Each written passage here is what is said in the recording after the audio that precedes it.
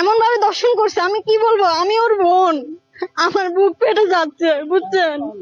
আমি ভাষায় প্রকাশ করতে পারবো না, আমার বোনরা এমন পরিস্থিতি করছে ওরা।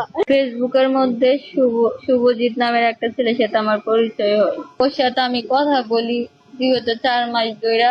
এই 4 মাসের মধ্যে ও আমাকে বলছে কি একটা টেলিগ্রাম খোলার জন্য। ফেসবুকের মধ্যে একটা লিঙ্ক দিছিল, ফেসবুকের মধ্যে লিঙ্ক দেওয়ার পর আমি বলছি যে এটা কি, ও বলছে কি এটা টেলিগ্রাম খোলার জন্য। পর আমি ওইখানে খুলি না বিদায় ও আমাকে বলছে কি আমার ছবিগুলো ফেসবুকের মধ্যে খারাপ কিছু করে ছেড়ে দিল।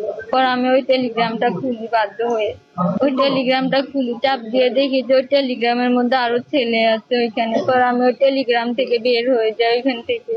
যার পর আমি ওরা আবার জিজ্ঞেস করছি, ও বলছি কি ওই টেলিগ্রামটা খোলার জন্য।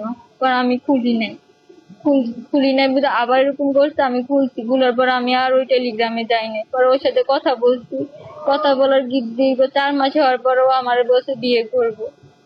পর আমার বাড়ি থেকে যা টাকা পয়সা স্বর্ণ গয়না যা আছে সেগুলো নিয়ে বের হয়ে যেত। ও আমাদের মাইজি বাজার আসছে, মাইজি বাজারে এসে আমাকে নিয়ে গেছে। বাড়ি থেকে বের হওয়ার সময় আমার বড় আপুর স্বর্ণ গয়না 3 ভরি নিয়ে গেছি।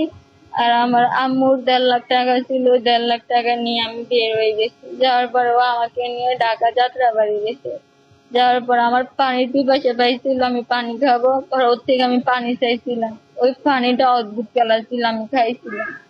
খাওয়ার পর আমার ঘুম পাইতেছিল, আমি ঘুমাই গেছি। ঘুমানোর পর আমি জিজ্ঞেস করছিলাম যে এটা কোন জায়গা। একটা ফ্ল্যাটের ভিতর যখন আমার জ্ঞান আসে তখন দেখি যে একটা ফ্ল্যাটের ভিতরে আমি জিজ্ঞেস করছিলাম এটা কি, এটা কোন জায়গা। ও আমার বলছে, রাগ করে একটা থাপ্পড় দিয়ে বলছে কি এটাও ভাড়া নিছে। আমি আবার জিজ্ঞেস করছি, ও আমারে মারছে। মারার পর আমার খাওয়ার দেয় না ঠিক করে, আমার শারীরিক নির্যাতন, মানসিক নির্যাতন, ওর সাধ্য যতটুকু ছিল 20 দিন ওরকম আমাকে শারীরিক নির্যাতন করছে, মানসিক নির্যাতন করছে। আমার হাত বেঁধে পর্যন্ত আমাকে মানসিক নির্যাতন, শারীরিক নির্যাতন করছে। 20 দিন আমি ওর সাথে ছিলাম, ওইভাবে আমার নির্যাতন করছে। ওইখানে 20 দিন ছিলাম। থাকার পরে ও আমাকে বলছে কি ওর বাড়ি নিব। ও আমার ওর বাড়ি নিয়ে গেছে। বাড়ি নেওয়ার পরে ওর বাড়ির ফ্যামিলি আমাকে বাজারের মেয়ে বলে ওদের বাড়ি থেকে আমাকে বের করে দিচ্ছে। পরে ও আমাকে নিয়ে আবার ঢাকা যাত্রাবাড়ি ব্যাগ আছে। গাড়িতে থাকা অবস্থায় ও আমাকে বলছে কি ও কোথায় জব ঠিক করছে, ওইখানে জব করব, আমরা 2জন সংসার করবো, চাকরি করবো, এগুলো বলছে। তারপরে আমি ওর সাথে আসছি। আসার পরে একটা ম্যাডামের কাছে নিয়ে গেছে। নিয়ে যাওয়ার পরে ওই ম্যাডামে বলছে আমাকে 15,000 টাকা দিচ্ছে। ওর বন্ধু সহকারে ওই ম্যাডামের কাছে নিয়ে গেছে। নিয়ে যাওয়ার পর ওই ম্যাডামে বলছে 15,000 টাকা দিতে। আমি বলছি যে আমার কাছে কোনো টাকা নেই, কিসের 15,000 টাকা দিব। ওরা আর কিছু বলেনি। কিছুক্ষণ পরে আমার জন্য 2টা স্ট্যাম্প নিয়ে আসছে। স্ট্যাম্প নিয়ে আসার পরে ওইখানে ফোনের মধ্যে কি কি লেখা ছিল, ওই লেখাগুলো আমাকে বলছে লিখতে। ওর একটা বন্ধু আছে, ও দেখাই দিয়েছে এমনি লিখতে, আমি লিখছিলাম। লেখার পরে কিছুক্ষণ পরে বলে আমার চাকরি নাকি হয়ে গেছে। পরে ওইখান থেকে আরেকটা ফ্ল্যাটে নিয়ে গেছে। ওইখানে অনেকগুলো মেয়ে ছিল। ম্যামে কি করতো, প্রতিদিন সন্ধ্যা সকালবেলা ম্যামে ওদেরকে নিয়ে ওই জানি চলে যাইতো। কোথায় নিয়ে যাইতো যাই না, 1-1.5 ঘন্টা পরে ম্যাম আবার ওদেরকে বাসায় দিয়ে যাইতো। ম্যামে তালা মেরে রাখতো রুমের মধ্যে, যেন কেউ বের হইতে না পারে। আমাকে ওইখানে দিয়ে দিছিল। ম্যাম আমাকে অনেকবার বলছে আমি যাইতে, আমি যাইনি। ওইখানে একটা মেয়ে ছিল, ওই মেয়ের সাথে আমি ছিলাম।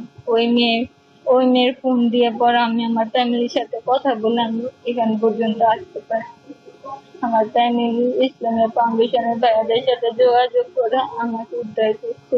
আমি প্রশাসনের কাছে চাইতেছি আমার সাথে যেটা করছে, আমি চাই না আরো 10টা মেয়ের সাথে ওইটা করুক। আমি ওর বিচার চাইতেছি। আর আমার টাকা পয়সা যা নিছে ওইগুলো যেন দিয়ে দেয়। আমি গোরাপুর ইসলামিয়া 1st ডিগ্রি মাদ্রাসা, আমি এসএসসি পরীক্ষা দিচ্ছি। আমি ওর পাশে চাই। ও আমার সাথে যেটা করছে এটাও ঠিক করে নাই, ও অন্যায় করছে।